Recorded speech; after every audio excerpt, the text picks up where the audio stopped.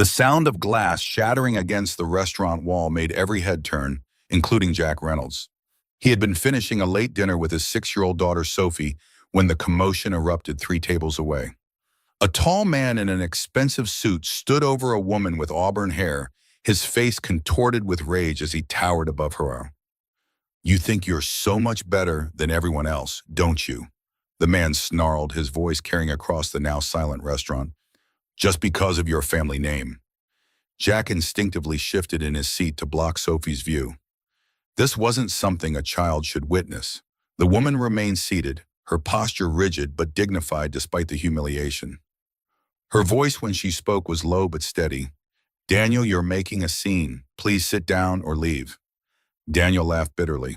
"Oh, I'm leaving all right, and you can pay for this disaster of a dinner with your precious millions." He threw his napkin onto the table and stormed out, leaving a wake of uncomfortable silence. Jack turned back to Sophie, whose wide eyes reflected concern beyond her years. "Is that lady okay, Daddy?" His heart swelled with pride at his daughter's empathy. "I don't know, sweetheart. Let's finish our mac and cheese."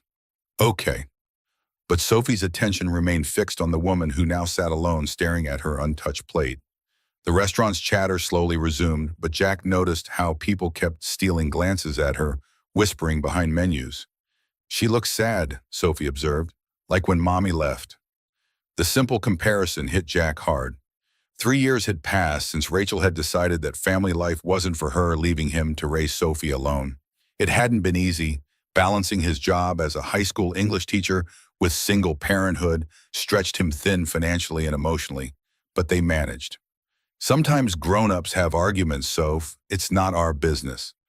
Sophie pushed her plate away. "But she's all alone now." Jack sighed, recognizing the stubborn set of his daughter's jaw. When she got that look, there was no deterring her. He glanced at his watch. It was already past her bedtime on a school night. "We need to go home, sweetie. It's getting late." Jack reached for his wallet to pay the bill, feeling the familiar knot of anxiety as he counted what remained of his budget for the week. His hand froze midway to his back pocket. The wallet wasn't there. He checked his other pockets, a flush of embarrassment creeping up his neck as he realized it must have fallen out in the car. "Everything okay, sir?" The waiter appeared beside their table with the check. "I seem to have misplaced my wallet." Jack's voice dropped to a whisper, mortification washing over him. "I think I left it in my car. Could you hold the check while I run out to check?" The waiter's smile tightened almost imperceptibly. "Of course, sir." As they stood to leave, Jack took care of helping Sophie into her jacket, keenly aware of the waiter watching them. They had to pass by the auburn-haired woman's table on their way out, and Sophie slowed her steps deliberately. The woman looked up as they approached, and Jack was struck by her eyes. Deep brown with flecks of amber, now rimmed with unshed tears, she was too proud to release in public. She offered a small smile to Sophie, who had stopped completely. "Your hair is pretty," Sophie announced with the disarming directness that only children can manage. "It looks like fall leaves." The woman's expression softened instantly. "Thank you, I like your unicorn shirt." Sophie beamed, tugging at the glittery fabric. "Daddy got it for my birthday. I'm 6 now." "6 is a very important age," the woman replied seriously. Jack placed a gentle hand on Sophie's shoulder. "Sorry to interrupt your evening. We're just heading out." The woman's gaze shifted to him, and for a moment Jack felt strangely exposed, as if she could see through the carefully constructed facade of a man who had everything under control. "It's no interruption," she assured him. "Your daughter brightened what has been a rather dismal evening." Something in her voice, a note of genuine weariness, made Jack hesitate. "Are you going to be okay?" "That was quite a scene earlier." She waved a dismissive hand. "That was just Daniel being Daniel. Unfortunately, this isn't the first time I've endured one of his tantrums." She hesitated before adding, "though it will certainly be the last." "Did he drive you here?" Jack found himself asking. A flicker of realization crossed her face. "He did, actually. I suppose I'll need to call a car service." Sophie tugged at Jack's hand. "Daddy, we can drive her home, like when you helped Miss Peterson when her car broke." Jack felt heat rise to his cheeks. "Sophie, I'm sure the lady can arrange her own transportation. We shouldn't impose." The woman studied them for a moment, then smiled. A real smile this time, not the polite one she'd been wearing. Actually, I'd appreciate the ride if it's not too much trouble. I'm Olivia. Olivia Morgan. Jack Reynolds, he replied, extending his hand. And this is my daughter, Sophie. Olivia's handshake was firm, her skin soft against his calloused palm. It's nice to meet you both. And I promise I don't live far just downtown. Downtown meant the high-rise apartment buildings that Jack could never afford on a teacher's salary. The waiter approached a question in his eyes about their attempt to leave without paying. I believe these two were dining with me this evening, Olivia said smoothly. Please add their bill to mine. Before Jack could protest, she had handed the waiter her credit card. That's really not necessary, he began, but Olivia cut him off with a gentle shake of her head. Consider it a thank you for the ride and for your daughter's compliment. It's the highlight of my evening. Jack's pride warred with practicality. The truth was he wouldn't find his wallet until morning at the earliest, and he couldn't leave Sophie waiting while he searched the car in the dark parking lot. Thank you, he conceded. I'll pay you back. We're heading that direction anyway. He lied smoothly as they walked to the parking lot, not wanting her to feel like a burden. Jack became acutely aware of his 10-year-old Honda Civic with its faded paint and the booster seat in the back. He hurriedly cleared away empty coffee cups and student papers from the passenger seat before opening the door for Olivia. Sorry about the mess, he apologized. I grade papers during Sophie's dance classes. You're a teacher, Olivia asked, settling into the seat without a hint of judgment. High school English at Roosevelt, he confirmed, helping Sophie into her booster seat. 10th and 11th grade. That must be rewarding. Burring, Olivia said, and something in her tone made him think she genuinely meant it. As they drove, Sophie regaled Olivia with stories about her first grade class and her best friend Emma. Jack noticed how attentively Olivia listened, asking questions that delighted Sophie with their thoughtfulness. Take a left at the next light, Olivia directed eventually. I'm in the Archer building. Jack couldn't hide his surprise. The Archer was one of the most exclusive addresses in the city, with a doorman and a view that stretched across the skyline. He had driven past it many times but had never had a reason to stop. Impressive building, he commented neutrally as he pulled up to the entrance. Olivia smiled. It's home. Thank you both for the ride. She turned to look at Sophie in the back seat. And thank you for cheering me up, Sophie. 6 really is a magical age. She reached for the door handle, then paused. I don't suppose... Would you like to have coffee sometime, Jack? As a thank you for rescuing me tonight. The invitation caught him off guard. Women like Olivia, poised, elegant, living in luxury buildings, didn't typically ask men like him for coffee. But there was something genuine in her expression that made him nod. I'd like that. They exchanged numbers, and Jack watched as she disappeared into the gleaming lobby, greeted by name by the uniformed doorman. I like her daddy, Sophie declared as they pulled away. She smells like cookies. Jack laughed. Does she now? Uh-huh. Can we see her again? We'll see Soph. Now let's get you home and into bed. Later that night, after tucking Sophie in, Jack sat at his kitchen table grading essays. His phone lit up with a text message. Thank you again for tonight. Your daughter is wonderful. Coffee tomorrow. He stared at the message, surprised she had texted so soon. After a moment's hesitation, he replied, Tomorrow works. I finished teaching at 3:30. Her response came quickly. Perfect. Bluebird Cafe at 4 €. It's near your school. Jack knew the place. A cozy, upscale coffee shop where he rarely ventured because a single latte cost as much as a week of the break room coffee he usually drank. But for once, he decided he could splurge. See you then, he wrote back. The next day dragged interminably. His students noticed his distraction during their discussion of The Great Gatsby, and by the final period, even the normally apathetic seniors were exchanging knowing looks. Hot date, Mr. R., Zach Bennett asked with a smirk as the bell rang. Just coffee with a friend, Jack replied, feeling oddly like one of his teenage students. He managed to change his rumpled button-down for a fresh one he kept in his classroom for emergencies before heading to the cafe.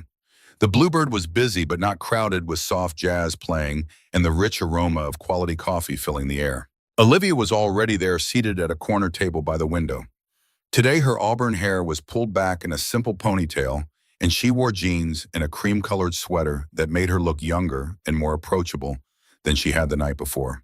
She waved when she saw him, and Jack felt an unexpected flutter in his chest. How was your day of molding young minds? She asked as he sat down. Less molding, more herding cats, he replied with a laugh. But we had some good discussions about symbolism in Fitzgerald that almost made up for the blank stares during grammar review. A server approached, and before Jack could order, Olivia said, 2 almond milk lattes and a slice of their chocolate torte to share, unless you'd prefer something else. Jack nodded, impressed by her confident order. That sounds perfect. I took the liberty of coming early to study the menu, she admitted with a slight blush. I've never actually been here before. Really, I assumed this was your regular spot, suggesting it and all. Olivia shook her head. I looked up cafes near Roosevelt High. The reviews for this place were stellar. She hesitated, then added, I don't actually get out much for casual things like coffee. My work keeps me rather isolated. What do you do? Jack asked, realizing he knew almost nothing about her beyond her name and address. Something flickered across her face, weariness perhaps, before she answered. I work in investment management, family business. It's terribly boring to most people. Try explaining the nuances of semicolon usage to 16-year-olds, Jack countered. I think I win the boring job contest. Her laugh was warm and genuine. Fair point, but I bet you make a difference every day. That's something special. Their conversation flowed easily after that. Olivia asked thoughtful questions about his teaching philosophy and listened intently to stories about Sophie. In turn, she shared anecdotes about growing up with 3 older brothers and her passion for art history, which she'd studied in college before joining her family's firm. I still visit museums whenever I can, she told him. There's something about standing in front of a painting that survives centuries that puts everything in perspective. Sophie would love that, Jack said, without thinking. She's going through an artistic phase. Our refrigerator is covered in masterpieces. I'd love to see them sometime, Olivia said softly, then looked surprised at her own words. 2 hours passed in what felt like minutes. When Jack finally checked his watch, he jumped up. I need to pick up Sophie from her after-school program. I'm so sorry. Don't apologize, Olivia insisted, gathering her things. Family comes first always. There was something in her tone, a sincerity that went beyond politeness, that made Jack pause. Would you like to join us for dinner? It's nothing fancy, just spaghetti night at our place, but Sophie would be thrilled. The invitation had slipped out impulsively, and he immediately worried it was too forward or too mundane for someone like Olivia, but her face lit up. I'd love that if you're sure I won't be intruding. Not at all, Jack assured her, trying to remember if he'd picked up his laundry from the living room floor that morning. They took separate cars, Olivia following in a modest silver Audi that surprised Jack with its understated practicality. Sophie was ecstatic to see Olivia again, immediately dragging her to see the classroom pet hamster she'd been allowed to bring home for the weekend. Jack's apartment was in an older building on the edge of a decent neighborhood. It was small but tidy, with mismatched furniture and walls decorated with Sophie's artwork. He felt a flash of self-consciousness as Olivia took it all in, but if she was judging their modest home, it didn't show on her face. This is so cozy, she said, running her hand along the worn leather of his second-hand couch. It feels like a real home. Sophie appointed herself tour guide, proudly showing Olivia her room with its unicorn bedspread and overflowing bookshelf. Daddy reads to me every night, she informed Olivia, even when he's super tired. That's because books are magic, Jack called from the kitchen, where he was putting water on to boil. Can I help with dinner? Olivia offered, joining him. You can chop the garlic if you want, he suggested, sliding a cutting board her way. Olivia picked up the knife with surprising confidence. My housekeeper taught me some basics. She got tired of me eating takeout every night. You have a housekeeper? Sophie asked, climbing onto a stool at the counter. Olivia froze momentarily. I do. Her name is Rosa, and she's been with my family since I was younger than you. Cool, is she nice? Does she make cookies? Daddy makes the best chocolate chip cookies. Olivia relaxed at Sophie's simple acceptance. She does make amazing churros. Maybe you can try them sometime. The evening unfolded with a natural ease that surprised Jack. Olivia fit seamlessly into their routine, helping Sophie set the table and listening to her chatter about school. During dinner, she shared a story about her brothers teaching her to play baseball that had Sophie giggling uncontrollably. After they'd eaten, Olivia insisted on helping with dishes while Jack supervised Sophie's bath time.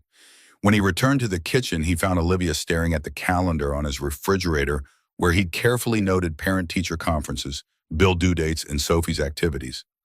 "You juggle a lot," she observed quietly. Jack shrugged. "No more than any single parent. But you do it with such grace," Olivia said, turning to face him. "Sophie is extraordinary, and that's because of you." Something in her expression, admiration tinged with something deeper, made his heart race. They stood there in his small kitchen, the distance between them charged with possibility. The moment was broken by Sophie calling from the bathroom. "Daddy, I'm ready for my story." Olivia smiled. "Go read some magic." "You're welcome to join us," Jack offered. And so he found himself sitting on Sophie's bed with Olivia beside him, reading Charlotte's Web, while Sophie nestled between them. By the time Wilbur was meeting Charlotte for the first time, Sophie had fallen asleep. "She had a big day," Jack whispered, carefully extracting himself. Olivia followed him out of the room, and he closed the door halfway, leaving it open just enough for the hallway light to filter in. In the living room, an awkward silence fell between them. It had been so long since Jack had navigated these waters. The end of an evening with a woman he was attracted to, the question of what came next hanging in the air. "I should probably go," Olivia said finally. "I have an early meeting tomorrow." Jack nodded, trying to hide his disappointment. "Thank you for joining our chaotic dinner." "It was the best evening I've had in longer than I can remember," she admitted. "Would you like to do something this weekend? All three of us. There's an interactive art exhibit at the Children's Museum that Sophie might enjoy." "She'd love that," Jack said, relief washing over him. "So would I." At the door, Olivia hesitated, then leaned forward and kissed his cheek. "Good night, Jack." The weekend date at the museum turned into dinner afterward, which evolved into a Sunday afternoon at the park. Before Jack knew it, Olivia had become a regular fixture in their lives. She brought thoughtful gifts for Sophie, art supplies, books, a telescope that Jack knew cost more than he'd spend on Christmas, but always checked with him first and never made him feel like her generosity was charity. What surprised Jack most was how down-to-earth Olivia was. She arrived for their outings in jeans and sweaters, drove her modest Audi rather than calling a car service, and seemed genuinely delighted by simple pleasures like ice cream from a street vendor or feeding ducks at the park. Only occasionally did glimpses of her other life show through. The way maitre d's sometimes recognized her at restaurants, how she absent-mindedly mentioned meeting the mayor at a function, or the time she had to reschedule their plans because her helicopter couldn't take off due to weather. "Helicopter," Jack had repeated, sure he'd misheard. "For a client meeting upstate," Olivia had explained quickly. "One of the perks, or hazards, of the job." He knew she came from money. Her apartment in the Archer had made that clear from the start, but the extent of her wealth remained vague.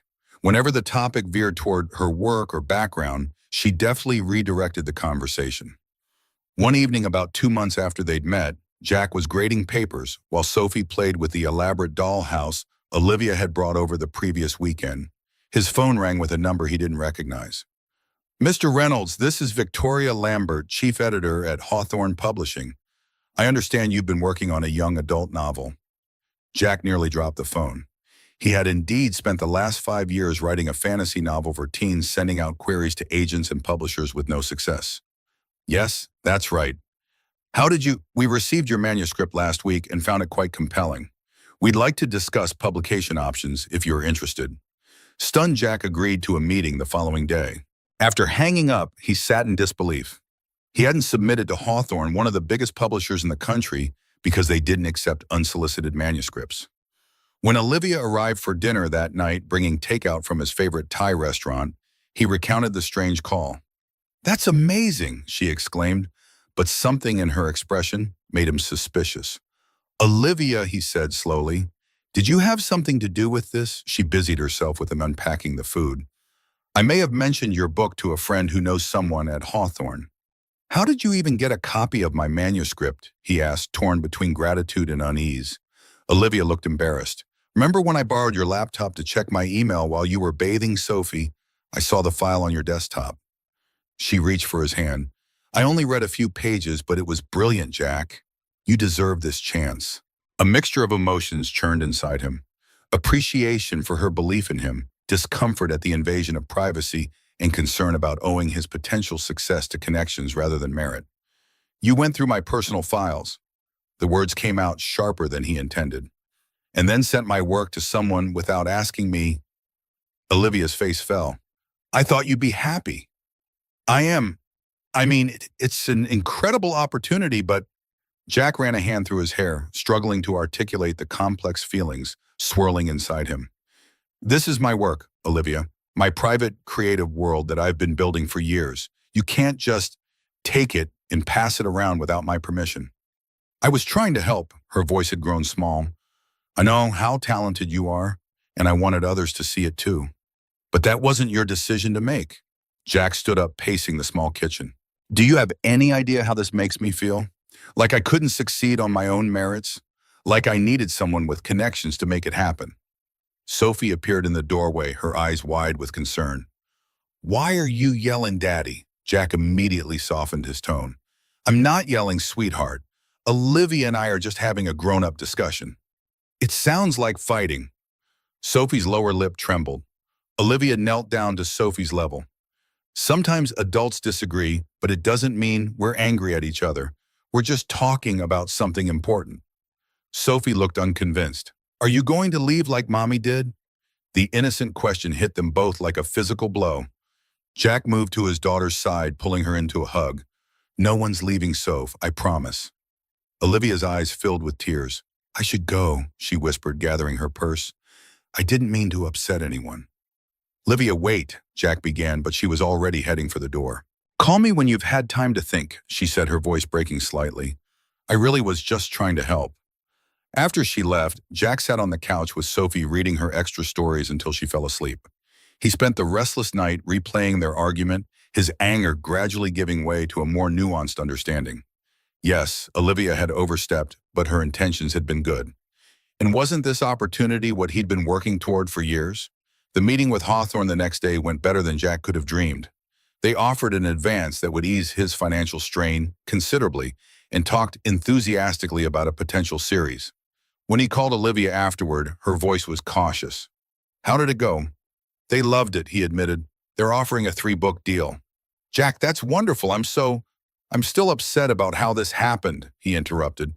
But I understand you were trying to do something kind. I just need you to respect my boundaries in the future. I will, she promised. I should have asked first. I'm not used to considering others in my decisions. There was something revealing in that statement, a glimpse into a life where Olivia was accustomed to acting unilaterally. Jack found himself softening further. I'd like to see you, he said, to talk in person.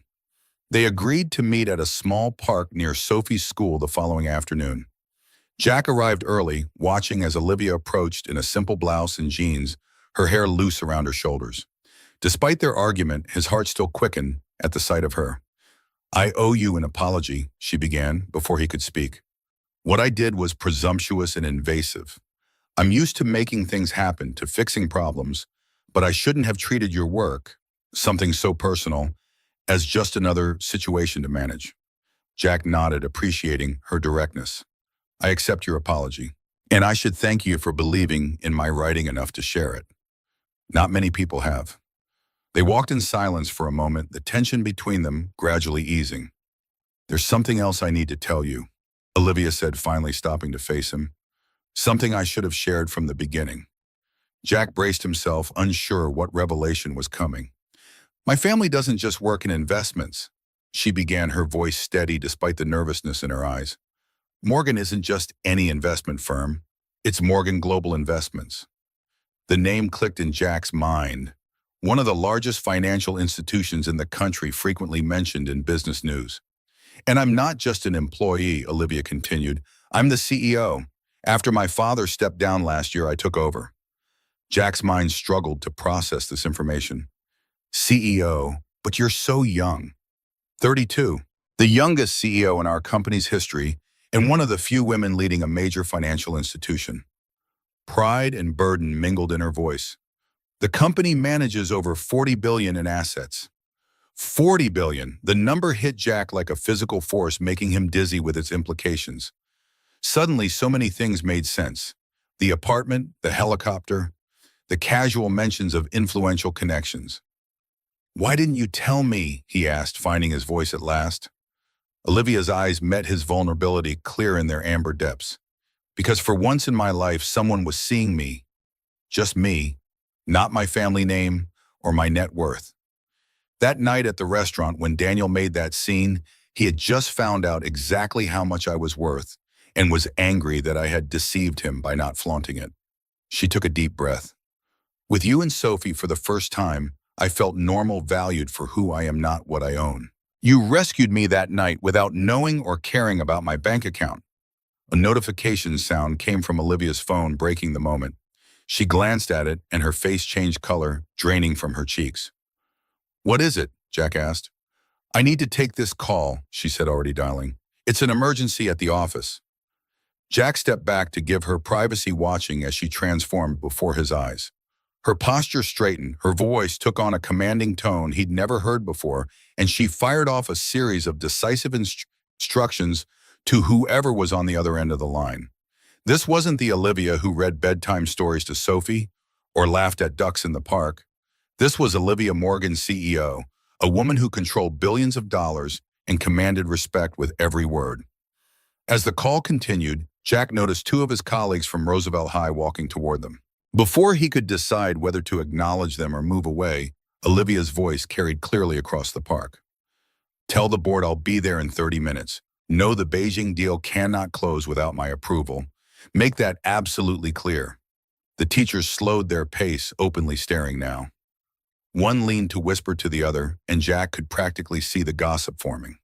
By tomorrow, the entire school would be buzzing with speculation about Mr. Reynolds and his mysterious, powerful companion. Olivia ended the call and turned back to him, the mask of corporate authority slipping away to reveal the woman he'd come to care for. I'm so sorry, Jack. There's a situation I need to handle immediately. It's okay, he said automatically, though his mind was still reeling from everything he'd learned. We'll talk more later, she asked, uncertainty creeping into her voice. Jack nodded, watching as she hurried toward her car, already making another call. He stood alone in the park, trying to reconcile the Olivia he knew with Olivia Morgan, Billionaire CEO. The woman who chopped garlic in his kitchen, and the woman who closed deals in Beijing. Were they really the same person? And more importantly, where did he, a high school English teacher with a mortgage he could barely afford, fit into her world? As he walked back to his car, his phone buzzed with a text from one of the teachers who had passed by. Was that Olivia Morgan? The Olivia Morgan. OMG. Jack, spill everything tomorrow. Reality crashed down around him. His private life was about to become very public, and he wasn't sure either of them was ready for what that would mean. That evening, after putting Sophie to bed, Jack searched Olivia's name online. Article after article appeared. Profiles in business magazines, photos at charity galas, analysis of her leadership at Morgan Global. In every image, she looked polished and remote, nothing like the woman who had curled up on his couch reading Charlotte's Web.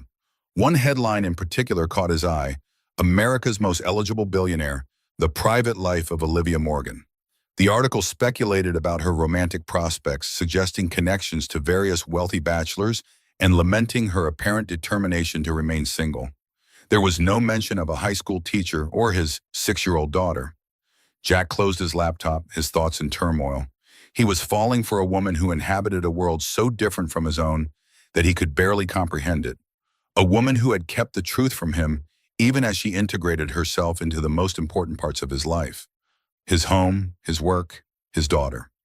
His phone rang. Olivia's name flashed on the screen. I'm sorry about today, she said when he answered, both for the interruption and for not telling you sooner about who I am. I understand why you didn't, Jack replied, surprising himself with the realization that he meant it. Everyone wants something from you. Except you, she said softly. You just wanted me. The simplicity of the statement hung between them, honest and vulnerable. I still do, he admitted, but I don't know how this works, Olivia. Our worlds are so different. They don't have to be separate worlds, she argued. They can overlap, intersect. We can create our own world together. Jack thought of Sophie, of how quickly she had grown attached to Olivia, and of how devastated she would be if Olivia disappeared from their lives as suddenly as she had appeared. It's not just about us, he said. Sophie adores you. If this doesn't work... I know, Olivia's voice was solemn. I adore her too, which is why I want to try to make this work. really work. No more secrets. No more pretending to be someone I'm not. No more sending my manuscripts to publishers without asking. Jack couldn't help adding a hint of humor returning. Olivia laughed, the sound warming him even through the phone. No more unauthorized manuscript submissions, I promise. They talked late into the night, Olivia sharing more about her life as CEO, the pressures and privileges that came with her position. Jack told her about his dreams for his writing, his fears for Sophie's future, the everyday struggles and joys of his more ordinary existence. By the time they said goodnight, something had shifted between them, a deeper understanding, a more honest foundation. Jack still wasn't sure how their story would unfold, but for the first time, he allowed himself to imagine a future where their worlds truly did overlap, creating something neither of them could have built alone. The next morning, as Jack arrived at Roosevelt High, he immediately sensed the change. Colleagues glanced his way with newfound curiosity. Conversations hushed as he passed in the hallway. By lunchtime, the principal had summoned him to her office. Jack, she began, her tone carefully neutral. There's been some talk around the school today. About Olivia Morgan, he guessed. The principal nodded. Several staff members believe they saw you with her yesterday. Naturally, there's interest given her prominence. Jack straightened in his chair. I'm seeing Olivia, yes. I prefer to keep my personal life private, but I understand the curiosity. It's more than curiosity, Jack. Ms. Morgan is a very public figure. If your relationship becomes known, it could bring attention to the school, attention we're not necessarily prepared for. The implication was clear. His private choices could have professional consequences. The thought ignited a spark of defiance in Jack's chest. I wasn't aware that teachers' dating lives were subject to administrative approval, he said evenly. The principal backpedaled quickly. Of course they're not. I'm simply suggesting discretion for everyone's sake. As he left her office, Jack's phone buzzed with a text from Olivia. Are we still on for dinner tonight? I'd like to cook for you and Sophie at my place. Jack hesitated. Dinner at Olivia's meant entering her world fully for the first time. Not just the glimpses he'd had from the outside, but immersion in the life she normally lived. Was he ready for that? Was Sophie? We'd love to, he texted back, making the decision to move forward, despite his lingering doubts. That evening, as they approached the Archer building, Sophie bounced with excitement in the back seat. Does Olivia live in a castle? Jack smiled at her through the rearview mirror. Not exactly sweetheart, but I bet her place is pretty nice. Nicer than our apartment. Probably a bit bigger. Jack understated, remembering that the Archer's smallest units were still twice the size of their home. The uniformed doorman greeted them with practiced deference. Good evening, sir. Ms. Morgan is expecting you. Penthouse floor. Of course it was the penthouse. Jack tried to keep his expression neutral as he and Sophie stepped into the private elevator that required a keycard for access. This is like a spaceship, Daddy. Sophie's eyes were wide with wonder as the elevator ascended silently. When the doors opened, they stepped directly into a foyer that was larger than Jack's living room. Beyond it stretched an expanse of gleaming hardwood floors, floor-to-ceiling windows, revealing a panoramic view of the city skyline, now bathed in the golden light of sunset. Olivia appeared from what Jack presumed was the kitchen, wearing jeans and a simple blouse, her hair tied back in a loose knot. Despite the casual attire, she looked somehow different here, more at home in this space of understated luxury than she ever had in his modest apartment. You came, she said, relief evident in her voice. She knelt down to Sophie's level. What do you think of my home, Sophie? The little girl was momentarily speechless, taking in the vastness of the penthouse, the view, the minimalist, yet clearly expensive furnishings. Then her attention caught on something across the room, a large glass-enclosed bookcase filled with children's books. You have so many books, Sophie exclaimed, already moving toward the treasure trove. Olivia smiled. I may have done a little shopping when I found out you were coming. I wasn't sure which ones you already had. Jack raised an eyebrow. A little shopping. There had to be over 100 books in the case, many of them hardcover editions he recognized as collector's items or limited releases that cost more than his weekly grocery budget. Olivia had the grace to look slightly embarrassed. I got carried away. Books are magic, right? The evening progressed with Sophie exploring the penthouse while Olivia prepared dinner. a homemade pasta dish she claimed Rosa had taught her to make. Jack offered to help, but found himself more of a hindrance in the professional-grade kitchen with its unfamiliar equipment. "How many people usually eat here?" he asked, noting the formal dining room with its table that could seat 12. "Just me most nights," Olivia admitted. "Sometimes I have colleagues over for business dinners, but those are usually catered." The image of Olivia eating alone at that massive table struck Jack as profoundly sad. No wonder she had so eagerly inserted herself into their messy, cramped family dinners. After they ate, Olivia gave them a proper tour of the penthouse. Beyond the main living area were 4 bedrooms, each with its own bathroom, a home office larger than Jack's classroom, a media room, and a small gym. One room stood empty except for a baby grand piano. "I always meant to learn," Olivia explained when Jack asked about it. "It was my mother's. She was an accomplished pianist." Was, Jack caught the past tense. "She died when I was 12. Cancer." Olivia's voice was matter-of-fact, but Jack sensed the well of grief beneath the simple statement. "I'm sorry," he said, touching her arm gently. Sophie, who had been exploring the room's acoustics by singing to hear her echo, came to stand beside them. "My mommy didn't die," she said solemnly. "She just didn't want to be a mommy anymore." Jack winced at his daughter's blunt assessment, but Olivia knelt down to Sophie's level. "Sometimes adults make choices that hurt the people they love, even when they don't mean to. It doesn't mean there's anything wrong with you." Sophie considered this. "Do you want to be a mommy?" The directness of the question hung in the air between them. Jack started to intervene, but Olivia answered first. "I think being a mommy to the right child would be the greatest adventure in the world." Something shifted in Jack's chest at her word, a recognition of the future they might build together, a future that had seemed impossible just days earlier when he didn't know who she truly was, but now felt tantalizingly within reach. Later, after Sophie had fallen asleep in one of the guest bedrooms, surrounded by new books, Jack and Olivia sat on the balcony overlooking the city. "You've created a beautiful life," Jack said, gesturing to the penthouse, the view all the trappings of her success.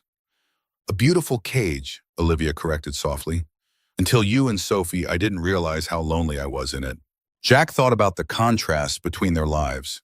Her wealth and his modest means, her corporate power and his classroom authority, her solitude and his busy parent-teacher conferences. Separately, neither life was perfect. Together, perhaps they could be. "I'm still not entirely sure how I fit into your world," he admitted, "or how you fit into mine." Olivia reached for his hand. "We create a new world, one that takes the best of both." As they sat in companionable silence watching the city lights twinkle below, Jack's phone buzzed. A text from a number he didn't recognize. "Mr. Reynolds, this is Jason Whitman from the Boston Globe. I understand you're dating Olivia Morgan. We'd like to schedule an interview about your relationship." Jack stared at the message in disbelief, then showed it to Olivia. "How did they get my number? How do they even know about us?" Olivia's expression hardened in a way he hadn't seen before. "Welcome to my world. Privacy is a luxury even money can't always buy." "What do we do? Ignore it," as she advised. Responding only confirms there's a story. Jack tried to imagine reporters calling his school, approaching him in the grocery store, possibly even trying to talk to Sophie. The thought made him physically ill. "I need to protect Sophie from this," he said firmly. "She's already been through enough with Rachel leaving." "We'll protect her together," Olivia promised. "My PR team can help manage the situation." The words PR team drove home yet again the gulf between their worlds. Jack had a teachers' union representative. Olivia had an entire department dedicated to managing her public image. As they drove home that night, Sophie asleep in the back seat, clutching one of her new books, Jack struggled with conflicting emotions. He was falling in love with Olivia, the real Olivia, billionaire CEO and all, but he was also increasingly aware of the complications her wealth and status would bring to their lives. The next morning, Jack found 3 more messages from different reporters on his phone. When he arrived at school, a photographer was waiting in the parking lot. "Mr. Reynolds, can you comment on your relationship with Olivia Morgan?" The man called camera already raised. Jack hurried into the building, heart pounding. In the teacher's lounge, conversation stopped when he entered. His colleague, Martin, approached, concern evident on his face. There's a reporter trying to get into the building, he warned. Security stopped him, but he's claiming he just wants to talk to you about your billionaire girlfriend. The principal called Jack to her office before first period. This is exactly what I was concerned about, she said, her expression grim. We can't have media disrupting our school day. I understand, Jack said. I'm doing everything I can to keep my private life private. Perhaps you should consider whether this relationship is worth the disruption, she suggested, not unkindly, for your career and for your daughter. The comment stung all the more because it echoed Jack's own doubts. He taught his students about the great romances in literature, Romeo and Juliet, Elizabeth and Darcy, but those were fiction. In real life, love didn't always conquer all, especially when the obstacles were as substantial as the ones he and Olivia faced. By lunchtime, Jack had received a dozen more messages from reporters. He turned his phone off and tried to focus on teaching, but found his thoughts constantly returning to Olivia. Was this what her life was always like? Constant scrutiny, invasion of privacy, judgment from strangers? When he picked Sophie up from her after-school program, the coordinator pulled him aside. There was a woman here earlier asking questions about Sophie, she said in a low voice. She claimed to be from a parenting magazine doing a story on after-school activities, but she seemed particularly interested in your daughter. Jack felt a chill run through him. Did she speak to Sophie? No, of course not. We never allow strangers access to the children, but I thought you should know. Jack thanked her, then hurried Sophie to the car, checking over his shoulder for anyone who might be following them. This was getting out of hand. At home, he called Olivia, who answered immediately. I was just about to call you, she said. I've seen the online articles. I'm so sorry, Jack. Articles? What articles? Nothing substantial yet, just gossip sites speculating about us. But my PR team warned me it's likely to escalate. Jack sank onto the couch, suddenly exhausted. Someone tried to talk to Sophie at her school today. Olivia's sharp intake of breath was audible. That crosses a line. I'll have security arranged for both of you immediately. Security, Olivia? We can't live like that. Sophie can't live like that. There was a long pause. What are you saying, Jack? He closed his eyes, the weight of the situation pressing down on him. I don't know. I just know I need to protect my daughter. And you think I'm a threat to her, hurt-colored Olivia's voice. Not you, Jack clarified. This situation, the attention, she's just a little girl who already lost her mother. I can't let her world be turned upside down again. Neither spoke for a moment. The unspoken question hanging between them was their relationship worth the cost. What if we step back, Olivia suggested finally, just for a while until the interest dies down. We could be more discreet, meet less frequently. The thought of seeing less of Olivia created an ache in Jack's chest, but he couldn't deny the logic of her suggestion. Maybe that would help. I understand if you need to protect Sophie, Olivia said, her voice small. She has to come first. After they hung up, Jack sat in his quiet apartment, surrounded by the evidence of Olivia's presence in their lives. Books she had brought, artwork she had admired, the telescope still in its box. The thought of removing her from their daily existence felt like a physical loss, but the alternative seemed increasingly untenable. Sophie emerged from her room clutching one of the books from Olivia's collection. When is Olivia coming over again? Jack patted the couch beside him. We might not see Olivia for a little while, Soph. Her face fell. Because of the people with cameras. Sometimes Jack forgot how perceptive children could be. Partly, Olivia is a very important person in her job, and sometimes that means people are very interested in her life. But she likes us better than her, Sophie stated with certainty. She told me. Out of the mouths of babes. Jack pulled his daughter close, wondering if they were making a mistake by pulling away just when they had started to build something real. That night, unable to sleep, Jack opened his laptop and searched for Olivia's name again. The newest articles had indeed moved beyond speculation to outright invention. Claims that they had been secretly dating for years, suggestions that their relationship was a publicity stunt, even implications that Jack was using Olivia for financial gain. One headline in particular caught his eye. Teacher targets billionaire, gold digging, or true love. The article included a photo of him entering the school looking harried and a glamorous shot of Olivia at a charity event. The contrast couldn't have been more stark or more deliberate. Jack closed the laptop, his decision made. Tomorrow he would talk to Olivia about taking more than a step back. For Sophie's sake, for his own professional reputation, perhaps they needed to end things entirely before they got even more complicated. His phone lit up with a text. Olivia again. Can't sleep. Thinking about you both. Whatever happens, know that these past months have been the happiest of my life. Jack stared at the message, his resolve wavering. Could he really walk away from the woman who had brought such joy to their lives? The woman he was falling in love with. Before he could respond, another text came through, this one from a number he hadn't seen in 3 years. Rachel. Saw you're dating the Morgan heiress. Guess Sophie's living the high life now. Maybe it's time I came back for a visit. The threat was barely veiled. Jack's blood ran cold as he considered the implications. Rachel had abandoned them without a backward glance, but now that money was in the picture, she was suddenly interested again. The situation had just become exponentially more complicated. Jack stared at Rachel's message, an unsettling mixture of anger and fear coursing through him. The timing couldn't be more suspicious. 3 years of complete absence, not even a birthday card for Sophie, and now she suddenly wanted to visit after seeing news about Olivia. He took a screenshot of the text and forwarded it to Olivia before he could second-guess himself. His phone rang almost immediately. This is extortion? Olivia's voice was tight with controlled rage. She abandoned Sophie and now wants to leverage your relationship with me for money. It gets worse. Jack pressed his forehead against the cool kitchen counter. The principal suggested today that my relationship with you might not be worth the disruption to my career. The silence on the other end spoke volumes, which is when Olivia finally responded, her voice had lost its executive sharpness, replaced by a vulnerable uncertainty Jack had rarely heard from her. Do you agree with her? Jack closed his eyes, the weight of everything pressing down on him. 3 days ago, my biggest worry was whether Sophie's science project would dry in time for school.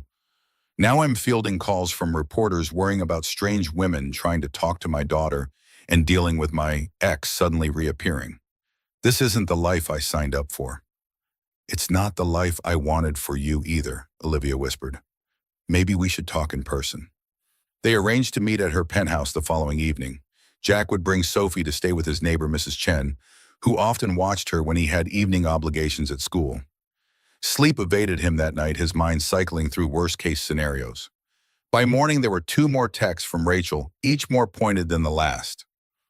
Wonder what a judge would think about Sophie living in a media circus. And I bet those Morgan lawyers are expensive.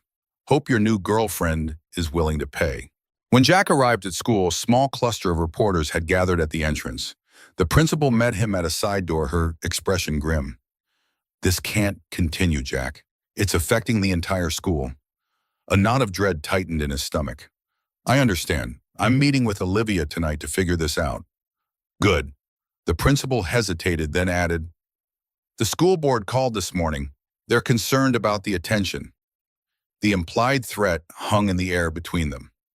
Jack had been hoping for the department chair position that would open next semester, a promotion that would significantly ease his financial situation. Now that opportunity seemed to be slipping away, another casualty of his complicated relationship. His students were unusually subdued that day, except for the inevitable whispers that fell silent when he approached. During his planning period, Jack checked his email to find a message from his literary agent. Hawthorne Publishing was reconsidering the terms of his contract due to unforeseen circumstances. The message included a link to an article suggesting his book deal was the result of his relationship with Olivia rather than merit. By the time Jack picked up Sophie from school, his resolve had hardened. This situation was becoming untenable, affecting every aspect of his life. When he dropped her at Mrs. Chen's apartment, Sophie clung to him with unusual tenacity. Are you going to see Olivia? Her small face was pinched with worry. Is she still our friend? Jack knelt to her level, smoothing her hair back from her forehead. Olivia will always be your friend, Soph. Grown-up relationships are just complicated sometimes. Like with Mommy. The innocent comparison landed like a blow. No, sweetheart, not like that at all. As Jack drove to Olivia's building, a sleek black car pulled alongside him at a red light. The tinted window lowered to reveal a man in his 40s with Olivia's amber eyes, Andrew Morgan, whom Jack recognized from photos online. Mr. Reynolds, Andrew's voice carried the practiced neutrality of someone accustomed to boardroom negotiations. I was hoping we might have a conversation before you see my sister. Jack's grip tightened on the steering wheel. I don't think that's a good idea. I'm not your enemy, Andrew insisted, but there are things you should know, for Sophie's sake. The mention of his daughter's name sent a chill through Jack. How do you know about Sophie? Andrew's expression remained impassive. That's precisely what we need to discuss. Please, just a quick coffee. The Artisan Cafe is just around the corner. Against his better judgment, Jack followed Andrew's car to the upscale cafe. They were seated in a private corner, away from curious eyes. Andrew ordered an espresso without consulting the menu, a man accustomed to his preferences being known and accommodated. I'll be direct, Andrew began once they were alone. My sister is making a mistake. Her judgment is compromised where you're concerned. Jack felt his defenses rise. If you're suggesting my interest in Olivia has anything to do with her money. Actually, I believe you genuinely care for her, Andrews interrupted, which makes this more difficult. Olivia has responsibilities that extend far beyond herself. Morgan Global manages the retirement accounts of thousands of people, employs over 3,000 staff, and influences markets across the world. I'm aware of what she does. Are you? Andrew leaned forward. Because since meeting you, she's missed 2 critical board meetings, delegated key decisions that should have been hers, and is now considering restructuring the entire Asia-Pacific division from remote offices so she can spend more time in this city. With you. The revelation struck Jack speechless. Olivia hadn't mentioned any of this. My sister deserves happiness. Andrew continued in a softer tone. But her position requires sacrifices. The company isn't just a group, it's a legacy, a responsibility to thousands of people who depend on Morgan Global for their livelihoods. Jack struggled to process this new information. Why are you telling me this? Because you seem like a decent man who cares about his daughter. Andrew's gaze was penetrating. And I thought you should know that your ex-wife has hired a lawyer, a good one. She's building a case for custody based on the disruption to Sophie's life caused by your relationship with Olivia. The cafe seemed to tilt around Jack. How could you possibly know that? Andrew had the grace to look slightly uncomfortable. I had you investigated. Standard procedure for anyone who gets close to Olivia. We found your ex-wife's lawyer's name on recently filed preliminary paperwork. You had no right. We're talking about my sister, Andrew cut him off, and billions of dollars in assets. There's no such thing as privacy at this level, Jack. The sooner you understand that, the better. Jack pushed back his chair, standing abruptly. I need to go. One more thing. Andrew remained seated calm in the face of Jack's anger. Olivia will deny all of this. She'll say she can balance everything that she can protect you and Sophie from the fallout. She believes it because she wants to believe it. But the reality is different. Jack left without responding, his mind reeling. By the time he reached Olivia's building, he was shaking with a toxic blend of anger and fear. The doorman recognized him instantly, ushering him to the private elevator without comment. Olivia was waiting in the foyer, casually elegant, in a tailored pants and a silk blouse. The sight of her still made his heart skip even through his turmoil. She moved to embrace him, but stopped short when she saw his expression. What happened? Concern flooded her features. Is Sophie okay? I just had a fascinating chat with your brother. Jack's voice was tight with controlled emotion. He seems to think Rachel is building a custody case against me. Olivia's expression shifted from concern to fury in an instant. Andrew approached you without my knowledge. Is it true, Jack pressed, about Rachel? Olivia hesitated, then nodded. My security team flagged some unusual activity. She's consulted with Hargrove and Bennett, a family law firm known for high-profile custody battles. But I was going to tell you tonight, I swear. Along with the fact that you're restructuring your entire company to spend more time with me. The color drained from Olivia's face. He had no right to share that. It's a preliminary proposal, nothing definite. That's not the point. Jack ran a hand through his hair in frustration. The point is that our relationship is affecting every aspect of both our lives.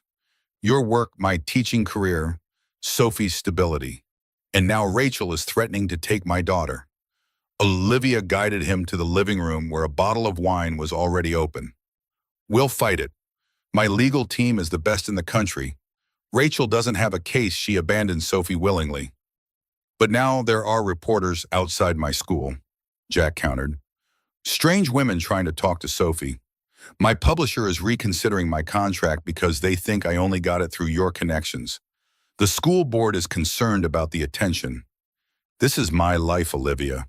My daughter's life. I can fix this, Olivia insisted, the CEO and her rising to the surface. We'll hire security for you both. I'll have my PR team manage the media. The publisher can be handled. Listen to yourself, Jack interrupted. Security PR teams. This isn't normal, Olivia. This isn't the life I want for Sophie. Olivia fell silent, her fingers twisting the stem of her untouched wine glass. When she spoke again, her voice had lost its commanding tone. What are you saying, Jack? I'm saying maybe your brother is right, Jack admitted, the words painful to voice. Maybe we're fooling ourselves thinking this can work. Tears welled in Olivia's eyes, but she blinked them back with practiced control. I thought you were different. I thought you saw me, not my bank account or my last name. I do see you, Jack insisted, reaching for her hand across the coffee table. That's why this is so hard. Because I'm falling in love with you, the real you who reads the Sophie and makes pasta from scratch and gets excited about art museums. But I can't separate that person from Olivia Morgan, CEO, whose life comes with paparazzi and security concerns and brothers who investigate the people she dates. A single tear escaped, tracking down Olivia's cheek. So that's it. We just give up. I don't know, Jack admitted, but I know I can't risk losing Sophie. She's already lost one parent. I won't let her lose another. Olivia nodded slowly, her composure returning like armor, sliding into place. Then perhaps we should take a step back, give things time to settle down. I think that might be best, Jack agreed, though the words felt like gravel in his throat. They sat in painful silence, the city lights twinkling beyond the floor-to-ceiling windows. Finally, Olivia stood, moving to the bar cart to pour herself something stronger than wine. Will you tell Sophie? I'll have to, Jack replied. She'll notice when you're not around. Tell her, Olivia's voice caught. Tell her I miss her already.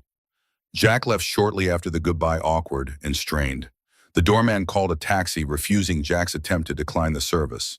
As the car pulled away from the gleaming tower, Jack watched Olivia's building recede in the rear window, wondering if he'd just made the biggest mistake of his life.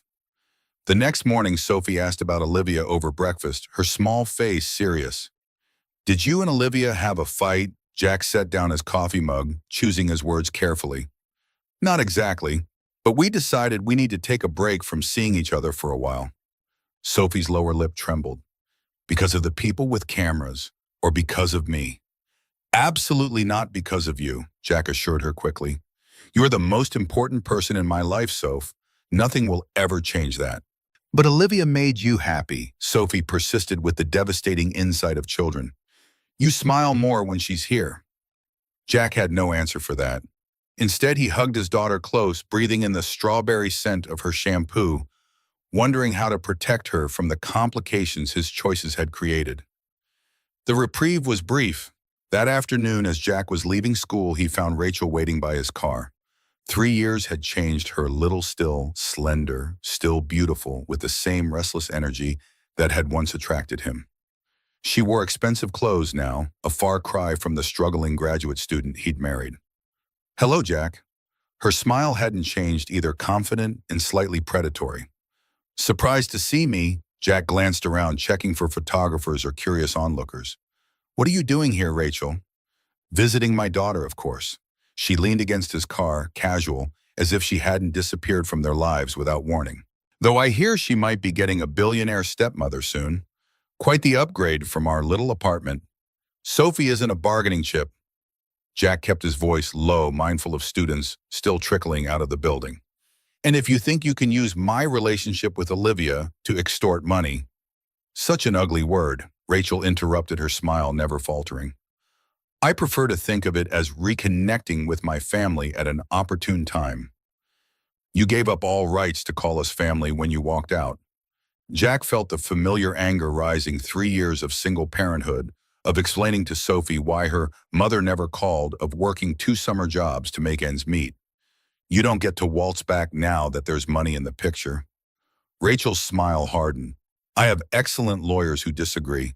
They think a judge might be very interested in how Sophie's life has been disrupted by reporters and paparazzi.